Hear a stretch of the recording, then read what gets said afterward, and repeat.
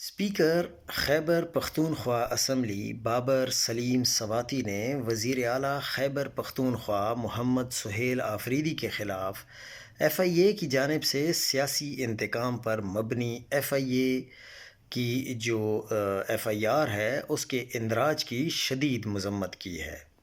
اپنے بیان میں اسپیکر بابر سلیم سواتی نے کہا کہ وزیر اعلیٰ سہیل آفریدی کسی فرد واحد کا نام نہیں بلکہ پورے صوبے اور 4.5 کروڑ عوام کے اعتماد اور مینڈیٹ کا نمائندہ ہیں۔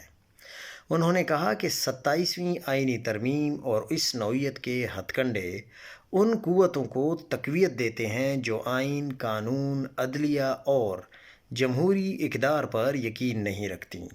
اسپیکر نے واضح کیا کہ ایسے اقدامات سے جمہوری نظام کو کمزور کرنے کی کوشش کامیاب نہیں ہوگی۔